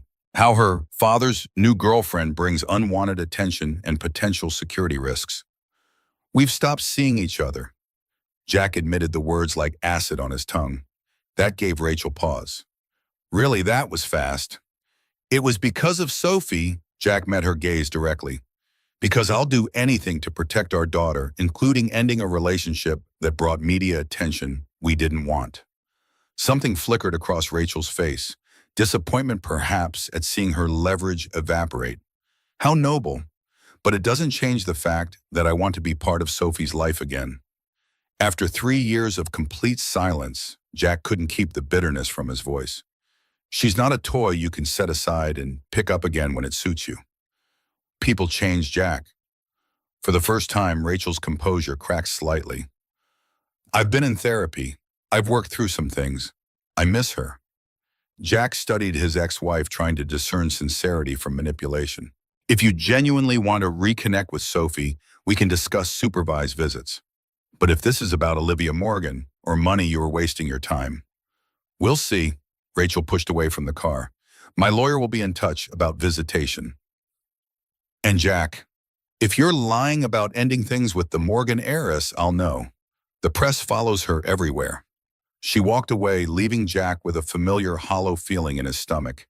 He needed to warn Olivia that Rachel was in town, but reaching out felt dangerous, like reopening a wound that had barely begun to scab over. The next 2 weeks passed in a haze of anxiety. Rachel's lawyer sent formal paperwork requesting visitation rights with thinly veiled threats about pursuing full custody if her reasonable requests were denied. Jack's publisher sent a revised contract with significantly reduced terms. The department chair position was given to a new teacher with less experience but fewer complications. Jack tried to shield Sophie from his stress, but she grew increasingly withdrawn, asking about Olivia daily. The telescope remained in its box, untouched. The elaborate dollhouse gathered dust in the corner of her room. Then came the article in the Boston Herald, Morgan heiress, heartbroken after teacher's rejection. The piece included quotes from sources close to Morgan, claiming Jack had ended the relationship abruptly when he realized the extent of her wealth, suggesting he had been intimidated by her success. Accompanying photos showed Olivia leaving her office building, looking composed but tired, and Jack hurrying into school with Sophie, his expression harried. Jack read the article with growing disbelief. Who would leak such a story? It painted him as shallow and insecure, unable to handle a successful woman. Even worse, it contradicted his claim to Rachel that the relationship had ended due to media attention, potentially reigniting her custody threats. His phone buzzed with a text from Olivia. I had nothing to do with that article. My PR team is investigating the source. Before he could respond, another text arrived. I miss you both terribly. Jack stared at the message, his heart constricting. He missed her too, her laugh, her thoughtful questions about his day, the way she listened to Sophie's endless stories with genuine interest. But reaching out felt impossible now, with Rachel watching his every move and his career hanging in the balance. The following Saturday, Jack took Sophie to the park, hoping fresh air might lift her spirits. She played half-heartedly on the swings, lacking her usual enthusiasm. As Jack pushed her gently, a familiar silver Audi pulled into the parking lot. His heart stuttered as Olivia emerged dressed casually in jeans and a sweater, sunglasses hiding her eyes. Sophie spotted her immediately, jumping from the swing and running across the grass. Olivia, you came back. Olivia knelt to catch Sophie in a hug, holding her tight for a long moment. When she straightened, she removed her sunglasses, revealing eyes rimmed with shadows that suggested sleepless nights. I'm sorry to intrude, she said as Jack approached cautiously, but I needed to see you both, to explain. Explain what? Jack kept his voice neutral, aware of other parents nearby who might recognize Olivia despite her attempt at anonymity. Not here, Olivia glanced around the park. Can we go somewhere private? It's important. They ended up at a small cafe several blocks away, tucked into a corner booth. Sophie colored contentedly with crayons provided by the waitress, while Jack and Olivia spoke in hushed tones. Andrew went to see Rachel. Olivia revealed without preamble. My security team tracked his movements. He's the one who told her about our relationship, who suggested she might have grounds for a custody case. He's been feeding her information, possibly even paying her legal fees. Jack felt as though the floor had dropped away beneath him. Why would he do that? To separate us? Olivia's voice was tight with controlled anger. He believes you're a distraction from my responsibilities to the company. And he's always been protective, sometimes to the point of manipulation. How did you find out? I had him followed after our conversation, Olivia admitted. I knew he'd approached you and it made me suspicious. His assistant confirmed it when I confronted her. She booked the meeting with Rachel arranged everything. Jack tried to process this new information. So Rachel might not actually want custody? This could all be your brother's orchestration? I think Rachel is opportunistic, Olivia replied carefully. Andrew gave her an opportunity and she took it. But I don't believe she genuinely wants to be Sophie's mother again. Her lawyer hasn't filed any further paperwork since your conversation in the school parking lot. Hope flickered briefly in Jackie's chest, then died. It doesn't change anything. The media attention, the effect on my career, Sophie's stability, those concerns are still real. That's the other thing I came to tell you. Olivia leaned forward, her expression intense. I've taken a leave of absence from Morgan Global, effective immediately. Jack stared at her in shock. You what? But the company will survive without me for a few months, Olivia finished. My father is stepping back in temporarily while I figure things out. I told the board I needed time for personal reasons. Olivia, you can't just walk away from your responsibilities because of us, Jack protested. That's exactly what Andrew was worried about. I'm not walking away, she countered. I'm taking time to restructure my life in a way that allows for both my professional responsibilities and personal happiness. I've been living for the company for so long, Jack. Meeting you and Sophie showed me what I've been missing. Sophie looked up from her coloring. Are you coming back to our house, Olivia? The simple question hung in the air between them. Olivia met Jack's gaze, a question in her eyes. It's not that simple, Soph, Jack began, but Olivia interjected gently. I would like to very much, Sophie, but your dad and I need to figure some things out first. Jack felt torn between hope and fear. The media attention won't just disappear because you're on leave. But it will lessen, Olivia argued, and I've had an idea about that. What if we controlled the narrative? What do you mean, an exclusive interview with a respected journalist? On our terms, in a controlled environment. We explain our relationship honestly, address the publicity concerns directly, and make it clear that we're ordinary people despite my family name. Jack considered the suggestion. And you think that would help? It might, Olivia admitted. At least it would allow us to present the truth instead of letting others speculate. Sophie tugged at Jack's sleeve. Daddy, can Olivia come see my new painting? I made it for her. The hope in his daughter's eyes was Jack's undoing. Despite his reservations, he couldn't deny how much Olivia's absence had affected Sophie, had affected them both. We'll talk more about this, he told Olivia. But yes, you can come see the painting, if you'd like to. The relief on Olivia's face was palpable. I'd like that very much. The drive back to Jack's apartment was tense with unspoken words. Sophie chattered happily from the back seat, oblivious to the adults' complicated emotions. When they arrived, Olivia hesitated in the hallway, as if uncertain of her welcome in a space that had once felt like a second home. Sophie's painting turned out to be a colorful depiction of three figures holding hands, a tall man, a small girl, and a woman with unmistakably auburn hair. It's us, she explained proudly, for when we can all be together again. Olivia knelt to examine the artwork, blinking rapidly against tears. It's beautiful, Sophie. The best painting I've ever seen. While Sophie showed Olivia her other recent creations, Jack made coffee, his mind racing. The revelation about Andrew changed things, but not everything. The core problems remained: the disparity in their worlds, the public scrutiny, the potential impact on Sophie. Yet watching Olivia with his daughter, the natural way they interacted, the genuine affection between them, Jack couldn't deny what his heart already knew.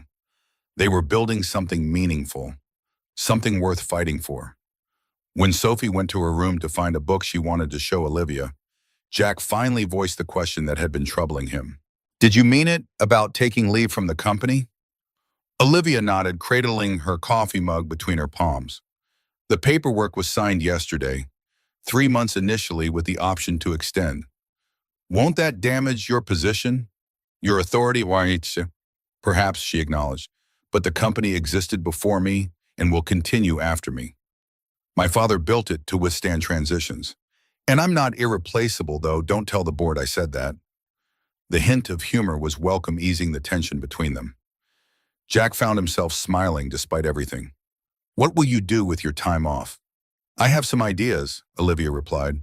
A few projects I've wanted to explore, mainly involving education funding for underprivileged schools. Jack raised an eyebrow. Nothing to do with a certain English teacher, I hope. The connection is purely coincidental.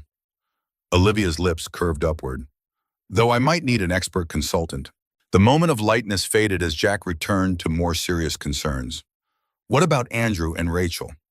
I've confronted Andrew. Olivia's expression hardened. He admits to contacting Rachel but claims he was just investigating potential threats to me.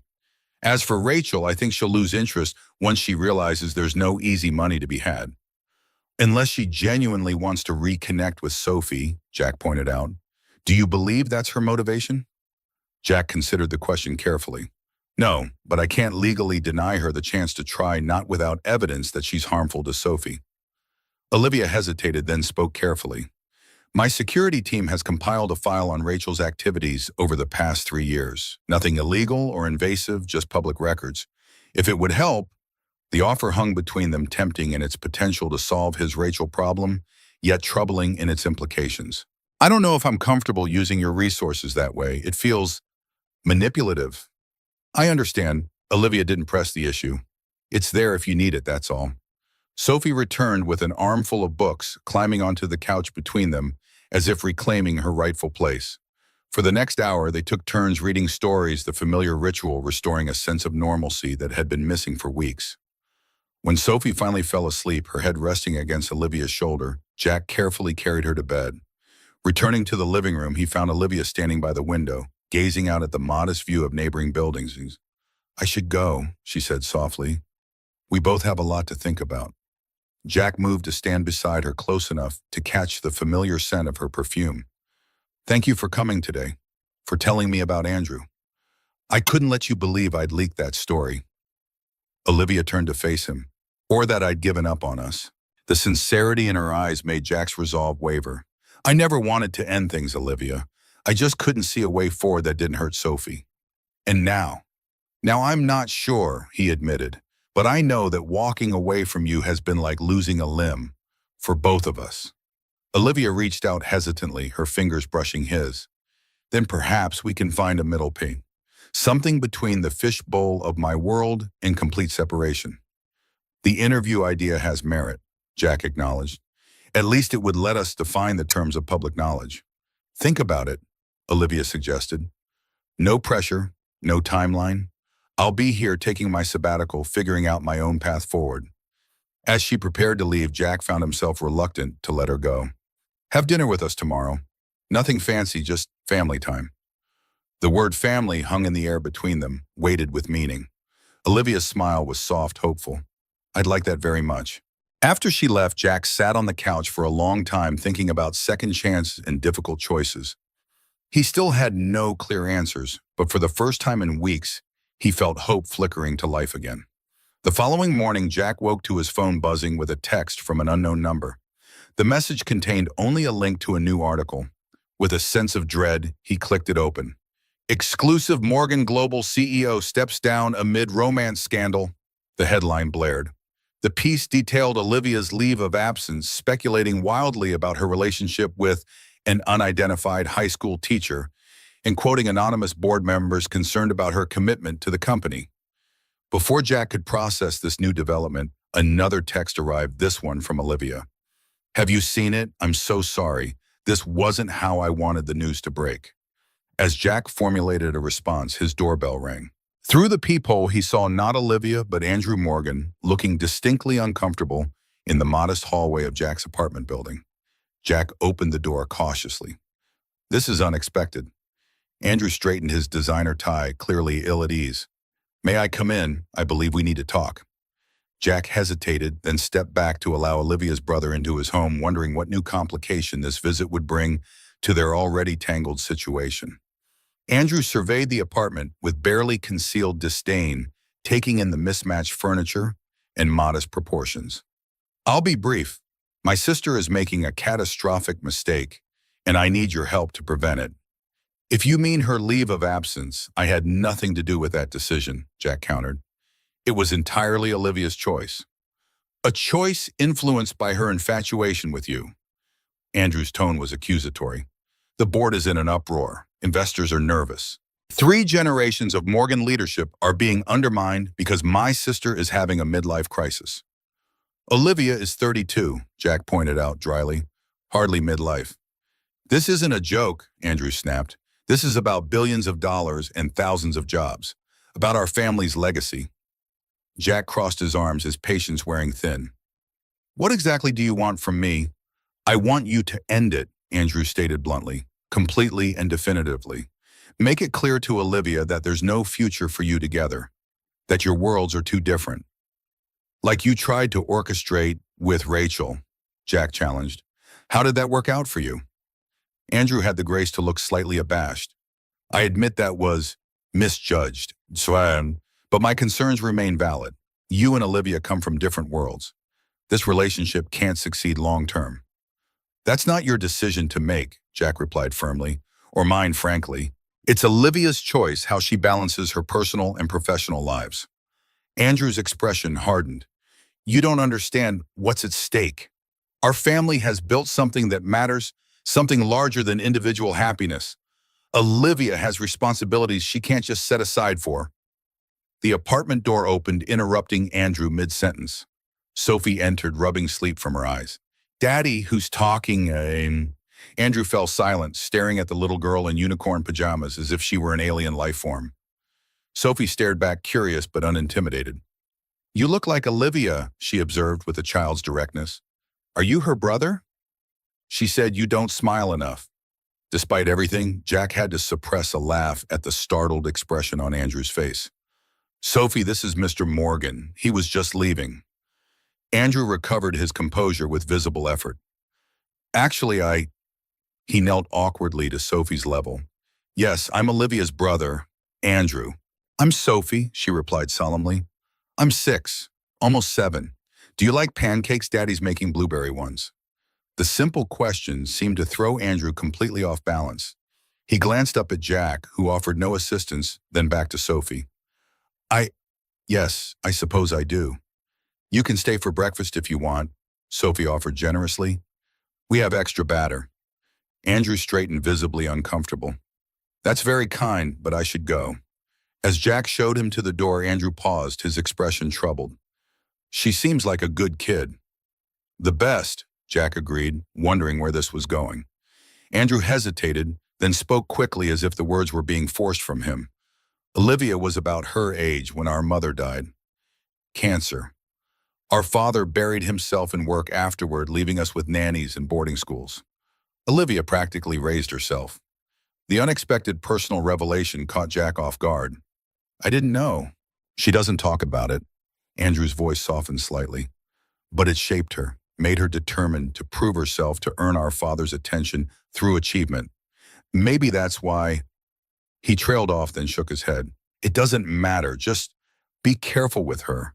She gives the impression of strength, but there are vulnerabilities you don't see." With that cryptic warning, Andrew left, leaving Jack to wonder if he'd just witnessed a genuine moment of brotherly concern or another manipulation. Either way, the conversation had given him a new perspective on Olivia, and perhaps on Andrew as well. As Jack made pancakes for Sophie, his phone buzzed with another text from Olivia. "Can we still do dinner tonight? I have some news." Jack stared at the message, thinking about Andrew's visit, about Rachel's threats, about Sophie's painting of their makeshift family, about Olivia's unexpected sabbatical and what it might mean for all of them. "Is that Olivia?" Sophie asked, peering at his phone. "Tell her we miss her, and that I saved her a pancake." Jack smiled at his daughter's simple certainty about what mattered. Perhaps he thought it was time to follow her example, to focus on the essential truth at the core of all this complexity. "Yes," he typed back to Olivia. "Dinner tonight. Sophie's saving you a pancake." Whatever came next, they would face it together. 2 weeks after the park reunion, Jack's hatchback pulled up to the elegant brownstone in Elmwood Heights, a leafy neighborhood just 6 blocks from Sophie's elementary school. He admired the classic red brick facade with its large bay windows and ornamental ironwork, modest by Morgan standards but still exuding quiet luxury in this well-established area. "Is this really Olivia's new house?" Sophie pressed her face against the car window, eyes wide at the 3-story building. "It's like the houses in my storybooks." Jack smiled at her enthusiasm. "Remember, she's just renting it for now. And yes, we're going to help her move in today." Olivia appeared on the front steps as they parked, dressed in faded jeans and a simple t-shirt, an outfit Jack had never seen her wear before. Her hair was pulled back in a messy ponytail, and a smudge of dust marked her cheek. The sight of her looking so casual, so unburdened by corporate polish, made his heart skip. "My moving crew has arrived." She bounded down the steps with uncharacteristic exuberance, sweeping Sophie into a hug before giving Jack a quick kiss. "Fair warning, I may have underestimated how much work setting up a house actually is. Rosa always handled these things." Jack laughed, pulling boxes from the trunk. "Welcome to how the other 99.9% lives. Don't worry, Sophie is an expert organizer. She rearranges our apartment monthly." "I brought my special markers to label everything," Sophie announced, brandishing her prize art supplies. "And I already decided where all your books should go." The day unfolded in a whirlwind of unpacking, arranging, and domestic debates about furniture placement.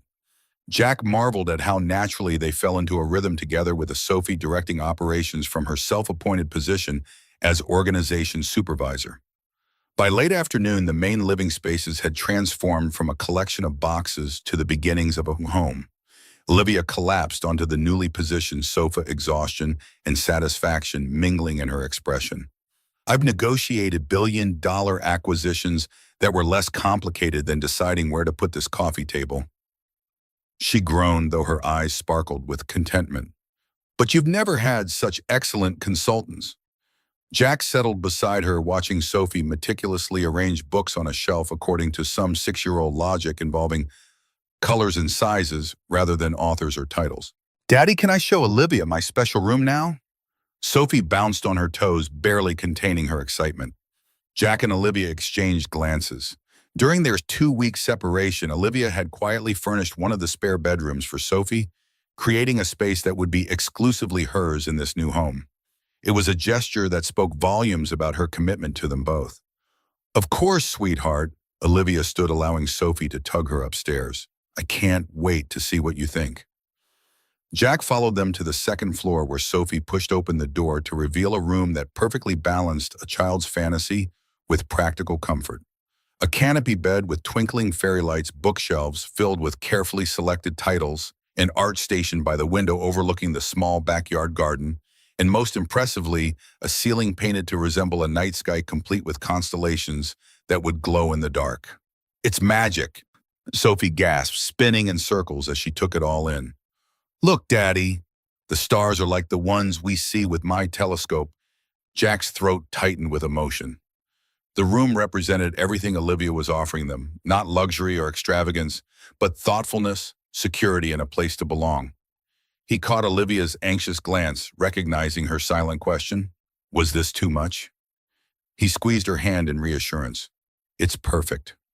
Their peaceful re-entry into each other's lives faced its first challenge the following Monday. Jack was summoned to the principal's office during his planning period, where he found not just Principal Winters, but 2 members of the school board waiting.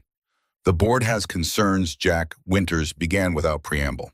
"While the media attention has decreased, your situation remains complicated."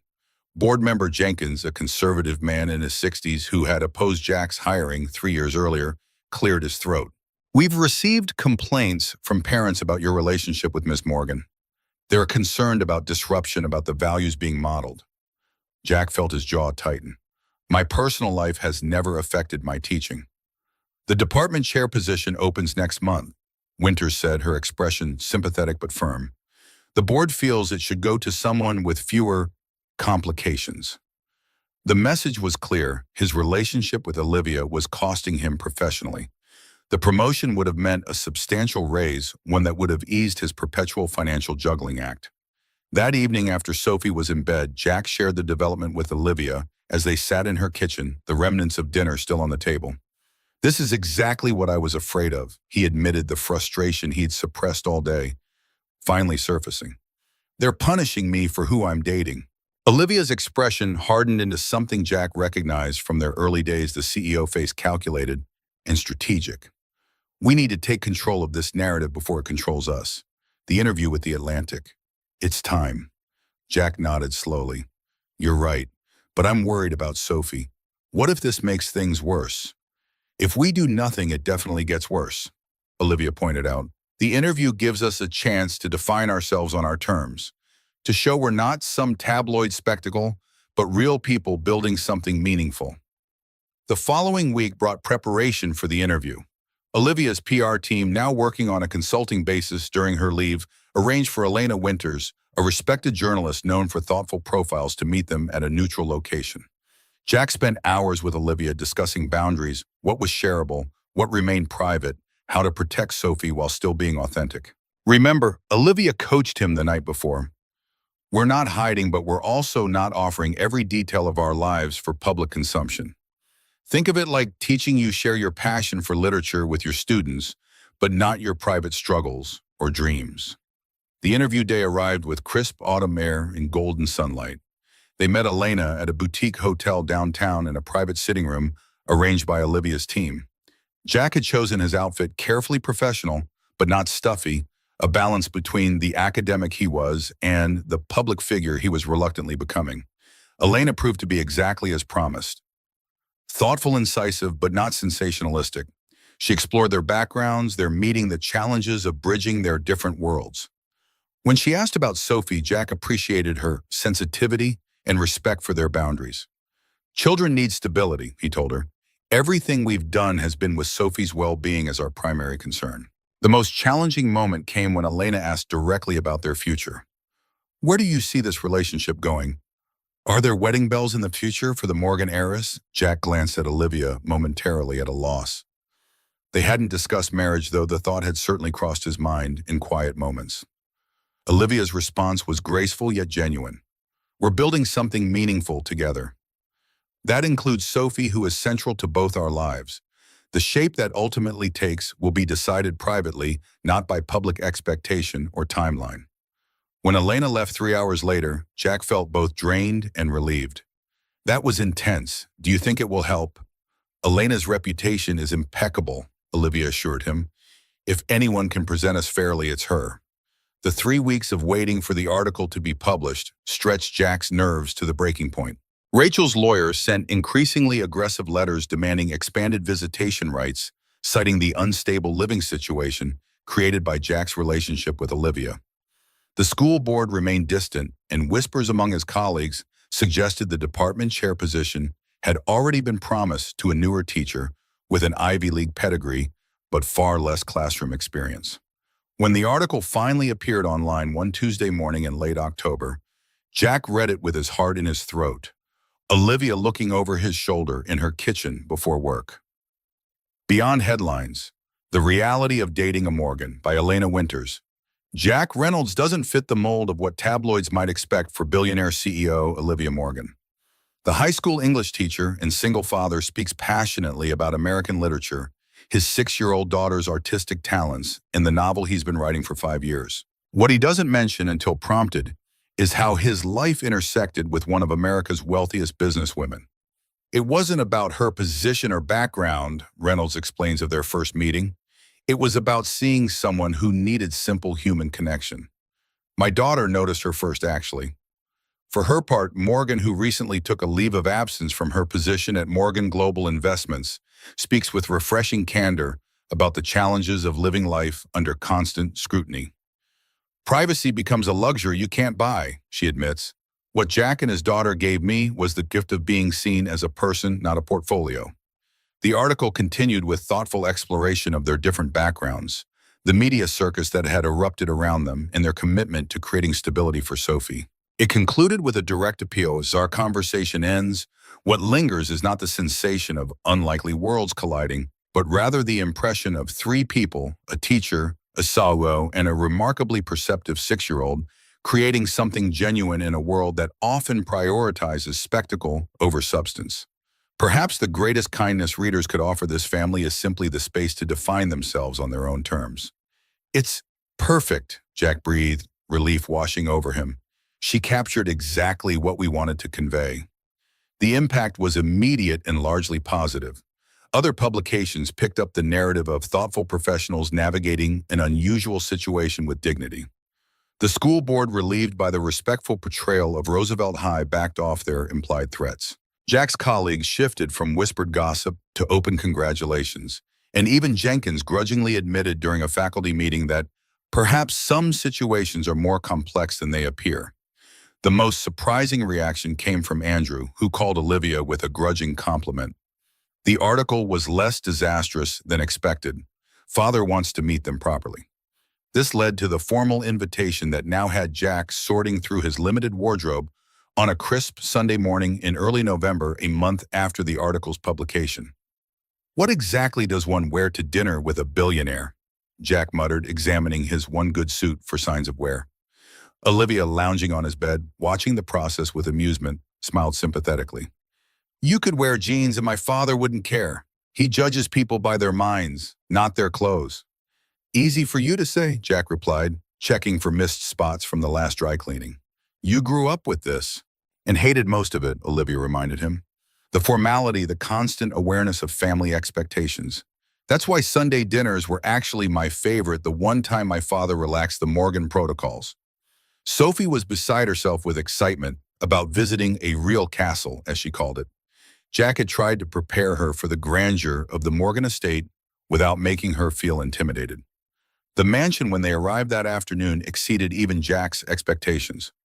Georgian style, with imposing columns and perfectly manicured grounds stretching in all directions, it looked like something from a period film rather than a family home. "It's bigger than my school," Sophie gasped, pressing her face against the car window. Olivia met them at the entrance, elegant in a simple dress that somehow made Jack more aware of his own well-worn suit. She knelt to hug Sophie first, a priority she always maintained, before kissing Jack lightly. "Ready to meet my father?" William Morgan awaited them in a book-lined study that could have housed Jack's entire apartment. In his 70s, but commanding in presence, he rose from behind an imposing desk, extending a hand while examining Jack with keen amber eyes identical to his daughter's. "So you're the teacher who's captured my daughter's attention." William's handshake was firm, his assessment direct. Quite an accomplishment, considering the CEOs and senators who've tried and failed. Jack maintained eye contact despite his nerves. "I think it was actually my daughter who captured her attention first. Sophie has that effect on people." William's gaze shifted to Sophie, who was staring open-mouthed at the floor-to-ceiling bookshelves. His stern expression softened unexpectedly. "You like books, young lady." Sophie nodded solemnly. "Books are magic. That's what my daddy says when he reads to me, even when he's super tired." Something flickered across William's face, recognition perhaps, or memory. "My late wife used to say the same thing to Olivia. She read to her every night, no matter how busy her schedule." The personal revelation shifted the atmosphere instantly. William stepped back, gesturing toward the shelves. "There's a collection of first edition children's books on the bottom two shelves. My wife started it when Olivia was born. Perhaps you'd like to see them." As Sophie explored the treasures under William's surprisingly patient guidance, Olivia whispered to Jack, "I haven't seen him like this in years. He's actually most relaxed." Dinner was served in a formal dining room that intimidated Jack with was crystal and silver. Andrew was absent, traveling in London, according to Olivia, which relieved some tension. Throughout the meal, William directed pointed questions at Jack about his teaching philosophy, his writing, and his approach to parenting. Sophie, initially overwhelmed, gradually warmed to the formal setting and began sharing stories about school and her artwork. To Jack's amazement, William listened with genuine interest, even requesting to see samples of her work. "For my assessment as a collector," he explained with unexpected humor. After Sophie had been escorted to the kitchen for dessert by the housekeeper, William addressed the elephant in the room. "Andrew tells me you've taken leave from the company, Olivia, because of this relationship." Olivia set down her wine glass deliberately. I've taken leave to reassess my priorities, Father. My relationship with Jack and Sophie is part of that, but not the entire reason. The board is concerned. Shareholders are asking questions. The quarterly reports should answer those questions. Olivia replied evenly. We're up 22% over last year. The London acquisition is proceeding ahead of schedule. Jack watched the exchange with fascination. Seeing Olivia shift seamlessly into her CEO persona, a glimpse of her other life, the one he rarely witnessed directly. The company needs consistent leadership, William insisted. The Morgan name carries responsibilities. I've fulfilled those responsibilities for 7 years, Olivia countered. I've earned this time to create a life beyond the boardroom. William's gaze shifted to Jack. And you, Mr. Reynolds, what are your intentions regarding my daughter's personal life? The directness caught Jack off guard, but he opted for honesty. I love your daughter, Mr. Morgan, not for her name or her position, but for who she is, her intelligence, her kindness, her way of listening, like whatever you're saying is the only thing that matters in the world. I love how she reads to Sophie with different voices for each character. I love that she's trying to figure out who she is beyond the roles she's been assigned. William studied him for a long moment. My wife would have liked you, he said finally. Catherine always worried that Olivia would inherit my workaholic tendencies without her counterbalance. This mention of Olivia's mother transformed the evening. William showed Jack his rare book collection, engaging him in a spirited discussion of Fitzgerald and Hemingway that continued until Sophie returned, eyes heavy with sleepiness. On the drive home with Sophie already asleep in the back seat, Jack glanced at Olivia in the passenger seat. That went better than I expected. He likes you. Olivia smiled, the tension of the evening finally leaving her shoulders. I could tell. How he grilled me like a suspect. That's how he shows interest. If he didn't care, he wouldn't have bothered asking questions. And he never would have shown you his first editions. Jack absorbed this information. Your father is not what I expected. He's complicated, Olivia agreed. After my mother died, he retreated into work, but these glimpses of his other side still appear occasionally. As they drove in comfortable silence, Jack voiced the thought that had been forming since dinner. I meant what I said to your father. I do love you, Olivia. Olivia reached across the console to take his hand. I love you too, both of you, more than I thought possible. Their moment of connection was interrupted the following morning by a call from Jack's lawyer. Rachel had escalated her demands, now seeking full custody on the grounds that Jack's relationship with Olivia created an unstable environment with unnecessary media attention and exposure to extreme wealth, creating unrealistic expectations. The custody hearing was scheduled for December 15th, just 3 weeks away. Jack's lawyer, a competent but overworked public defender, warned that Rachel had retained Carmichael and Stein, a firm known for aggressive tactics in high-profile custody cases. When Jack shared the news with Olivia that evening, her reaction surprised him. Rather than the strategic problem-solving he'd come to expect, she broke down in tears. This is my fault. She gripped the counter in her kitchen knuckles white. If it weren't for me, Rachel wouldn't have any grounds to threaten you. Jack had never seen Olivia so vulnerable, so stripped of her usual confidence. This isn't on you, he insisted, wrapping his arms around her. Rachel is opportunistic, she always has been. She's using you as an excuse, but she doesn't actually care about Sophie's welfare. As December approached, they prepared for the hearing with growing anxiety. Jack gathered character references from colleagues and documentation of his parenting history. Olivia hired a private investigator, despite Jack's initial reluctance to document Rachel's activities over the past 3 years, sporadic employment, frequent relocations, and complete lack of contact with Sophie. Sophie, perceptive as always, noticed the tension despite their attempts to shield her. Are you worried about Mommy taking me away? She asked one evening as Jack tucked her in. Emma's parents got divorced, and now she has to live with her dad on weekends and her mom on school days. Jack's heart constricted at her matter-of-fact tone. I'm doing everything I can to make sure that doesn't happen, Soph. You belong with me. And with Olivia too, Sophie added sleepily. We're a family now. The simple declaration lingered in Jack's mind as the hearing date approached. They had indeed become a family gradually, and then suddenly building connections that felt more substantial than any legal definition. The morning of December 15th arrived with a light snowfall that dusted the city in white. Jack dressed Sophie in her nicest clothes, trying to project a calm he didn't feel. They would meet Olivia at the courthouse, a calculated decision to avoid arriving together and potentially supporting Rachel's claims. The courthouse loomed imposing and cold, its marble halls echoing with footsteps. Rachel was already there with her attorney looking polished, in a conservative suit that bore little resemblance to the bohemian graduate student Jack had married. Olivia arrived minutes later, deliberately understated in a simple blue dress, her hair pulled back modestly. She squeezed Jack's hand briefly before kneeling to hug Sophie. "Remember what we practiced?" she whispered. "Just tell the truth about what makes you happy." As they entered the courtroom, Jack noticed William Morgan in the back row, his presence unexpected but somehow reassuring. Olivia followed his gaze, her own expression registering surprise at her father's appearance.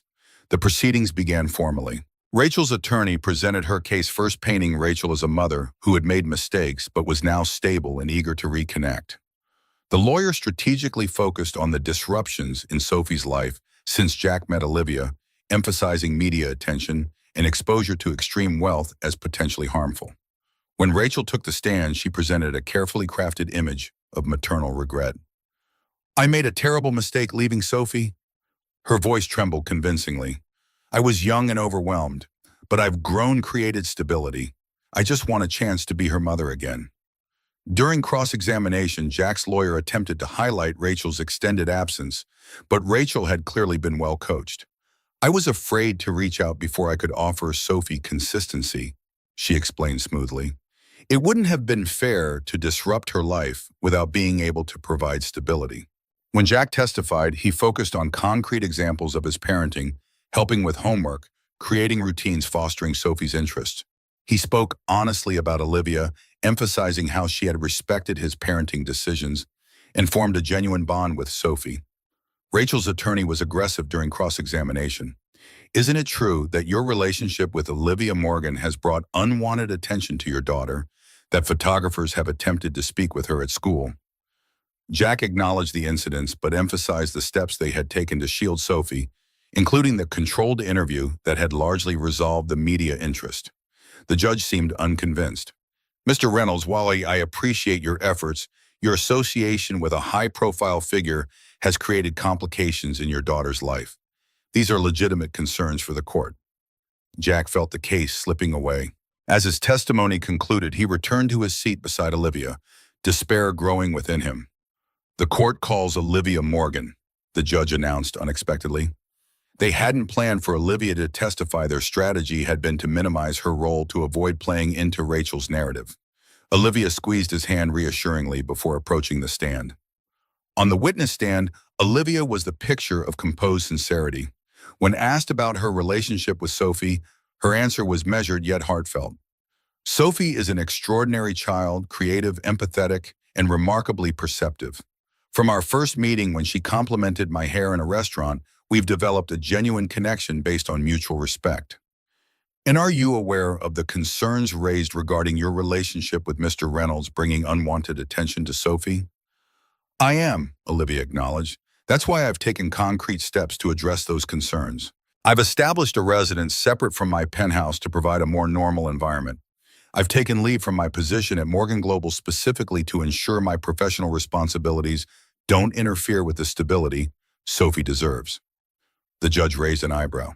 "You've taken leave from your position as CEO because of this relationship?" "Because of my priorities," Olivia clarified. "Sophie and Jack have shown me what it truly matters: family connection, being present for the people you love. I grew up with a father who often chose work over family. I've seen firsthand the cost of that choice, and I refuse to repeat it." Rachel's attorney attempted to undermine Olivia's testimony, suggesting her wealth created unrealistic expectations for a child. Olivia countered each point with thoughtful responses. "Money doesn't define love or family," she stated firmly. "Jack has taught me that. He's rejected my financial assistance repeatedly, insisting on maintaining his independence. What matters to Sophie isn't material possessions, but consistency, honesty, and genuine attention." The final witness was Sophie herself, interviewed privately in the judge's chambers. When she emerged 30 minutes later, she ran straight to Jack and Olivia. "I told the judge that you're my daddy forever," she whispered to Jack, "and that Olivia reads better princess voices than anyone." During a brief recess before the judge's ruling, William Morgan approached them in the consultation room. "I took the liberty of speaking with the judge during lunch," he announced without preamble, "as an interested party concerned about my granddaughter's welfare." Jack stared at him in confusion. "Sophie isn't your granddaughter." William's expression remained impassive. "Not yet, perhaps, but I've made my intentions clear regarding your family's future integration with the Morgan name." He straightened his already perfect tie. "I also shared some information about Miss Lawrence that my investigators uncovered. Nothing improper, merely public records the court might find relevant." Before Jack could process this intervention, they were called back to the courtroom. The judge reviewed his notes thoughtfully before delivering his decision. "Having considered all testimony and evidence, I find that Sophie Reynolds' best interests are served by remaining in the primary custody of her father, Jack Reynolds." Relief flooded through Jack as the judge continued granting Rachel limited, supervised visitation with potential for gradual increase if she demonstrated consistency. Outside the courthouse, Sophie skipped between Jack and Olivia, the morning's tension already forgotten. Rachel passed them on her way out, pausing briefly. "This isn't over," she began, but William Morgan stepped forward, his imposing presence effectively silencing her. "I believe it is, Miss Lawrence." His tone was pleasant but carried unmistakable authority. "Unless you'd prefer my legal team to explore certain inconsistencies in your recent financial activities." Rachel paled visibly before hurrying away. Jack turned to William, uncertain whether to feel grateful or disturbed by his intervention. "That was effective," he managed. William straightened his cuffs. "The Morgan family protects its own, Mr. Reynolds, something you might as well begin to understand."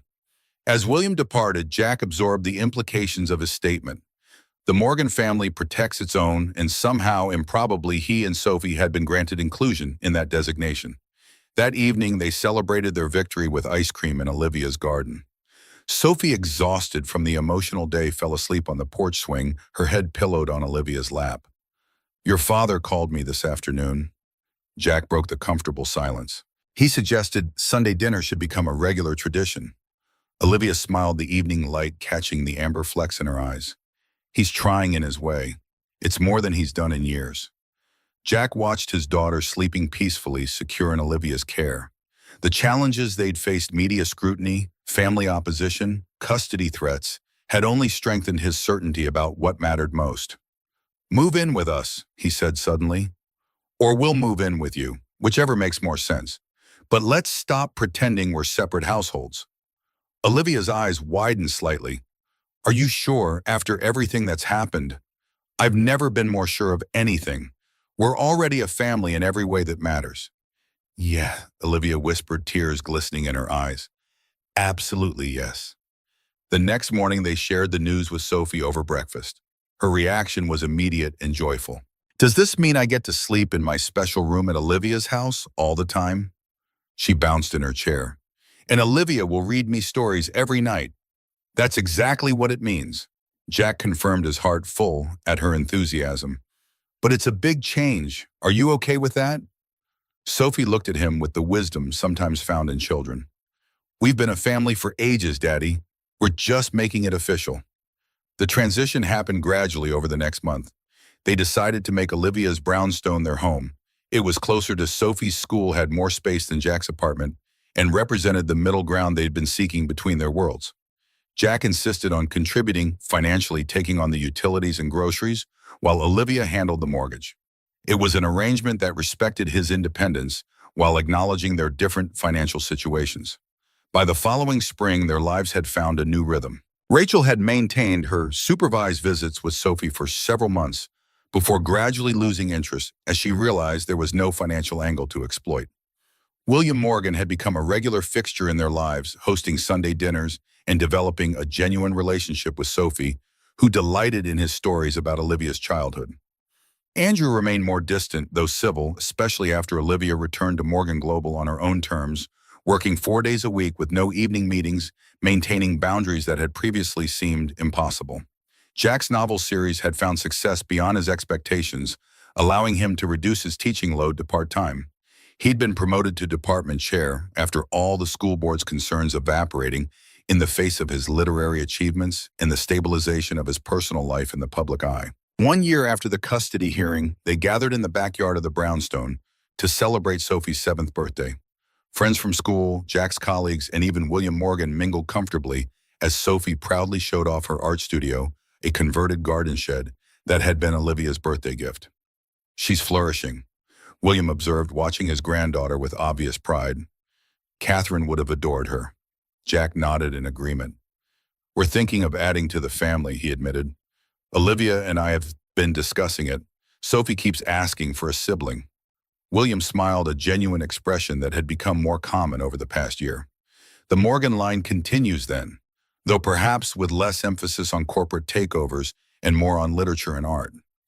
"Is that disappointment I hear?" Jack asked, surprised by William's openness. "Evolution," William corrected. "The best family legacies adapt. Olivia is happier than I've seen her since Catherine died.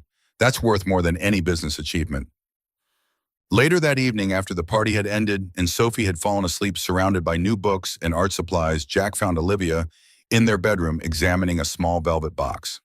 "What's that?" he asked, though he suspected he knew. "I was going to wait until your birthday next month," Olivia admitted. "But after today, seeing everyone together, our family complete." She opened the box to reveal a simple platinum band. "I thought perhaps you might want to make things truly official." Jack raised an eyebrow. "Isn't this traditionally my role?" Olivia laughed softly. "When have we ever been traditional? Besides, I've never been good at waiting once I've made a decision." Jack took the ring, examining it in the soft lamplight. "No diamond the size of a small country." "I considered it," Olivia admitted with a grin. "But then I remembered who I was asking. This seemed more fitting, simple, strong, unadorned, but valuable." Jack slid the ring onto his finger, finding it fit perfectly. "How long have you been planning this?" "Since the custody hearing," Olivia confessed. "When I realized that no matter what happened in that courtroom, I couldn't imagine my life without you both." Jack pulled her close, overwhelmed by the journey that had brought them to this moment, from a chance encounter in a restaurant to building a family neither of them had expected to find. "You know Sophie will insist on being the flower girl," he murmured against her hair. "And the ring bearer," Olivia added, "and probably the wedding planner too." As they held each other in the quiet house, Jack reflected on the improbable path they'd traveled. A high school teacher and a billionaire CEO bridging worlds that should have remained separate, creating something neither could have built alone. Some journeys were worth every obstacle along the path.